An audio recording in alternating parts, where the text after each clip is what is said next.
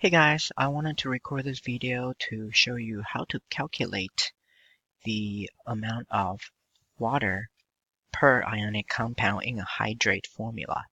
It's something that you'll be asked to do to determine for your alum that you made, and you'll need the data from week 2 before you can start this.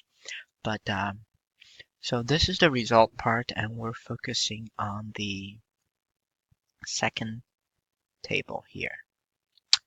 The first table relates to the melting temperature, and you'll do that, but what I'm going to focus on is the data from the second table. So I recreated that at the top, and I made up a question. It's a question that was that we used to do. So it says a student conducts an experiment on hydrate, a different hydrate than the one you made, than alum that you made.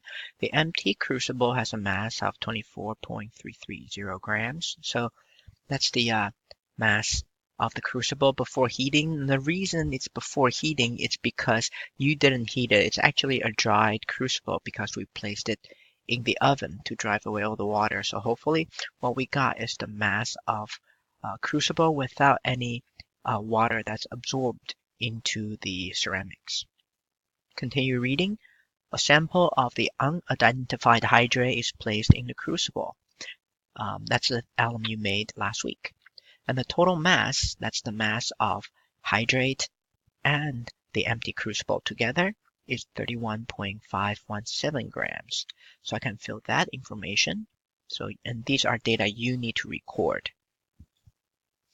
The crucible and hydrate are heated, just with the Bunsen burner, you will do that, to constant mass, meaning we have to make sure all the water is driven out of the hydrate.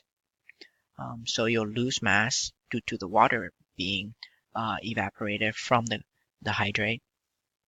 And so the constant mass after you heat it is measured at 29.002 grams.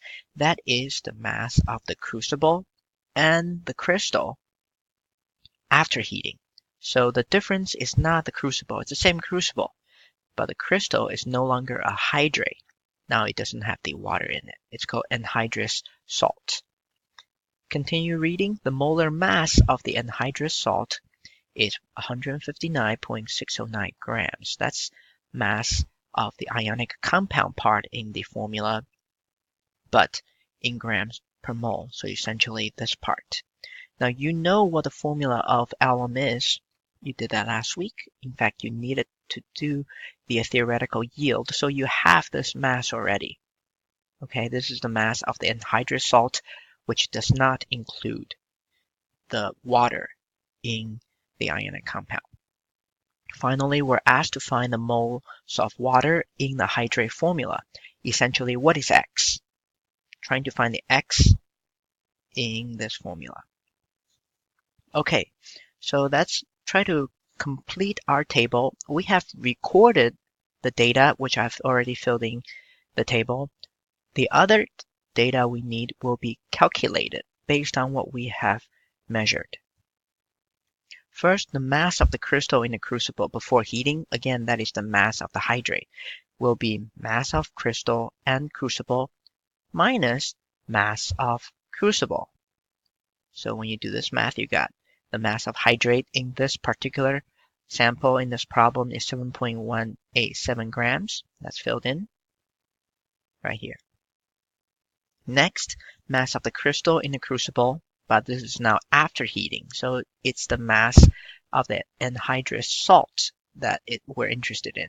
We take the mass of crystal and crucible after heating, subtract the crucible. It's the same crucible, so it's the same mass being subtracted as before, and you get the mass of the anhydrous salt.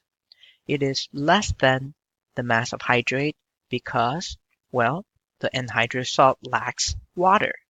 So the difference in mass between the hydrate and the anhydrous salt is the amount of water, the mass of water that we have heated and driven off, which is here, and that goes in here in the table. So now the table is complete. Let's take a look at how do we use these data to figure out what X is. That's what we got from the previous slide.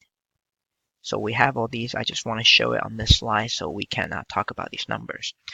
First, we want to find the moles of our anhydrous salt. You're trying to find a chemical formula, which is not the mass ratio. It is the ratio of how many, just like empirical formula determination that we did. So we need to convert mass into mole. Mass of the anhydrous salt in this particular run is 4.672.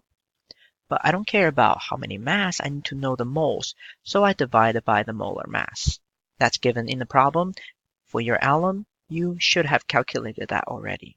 Again, it's the mass of the anhydrous salt, so do not include the 12 moles of water in your molar mass calculation.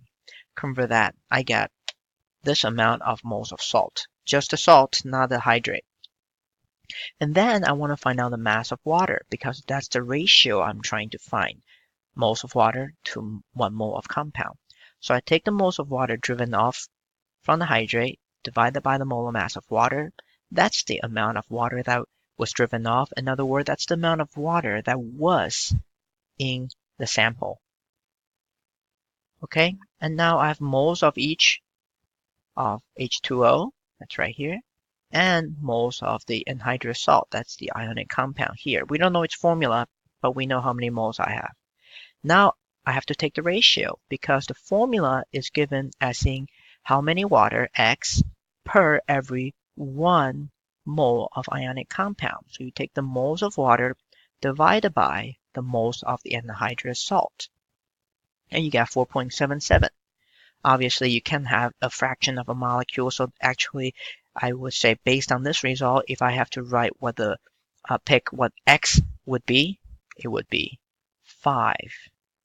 5 moles of water per every 1 mole of the ionic compound.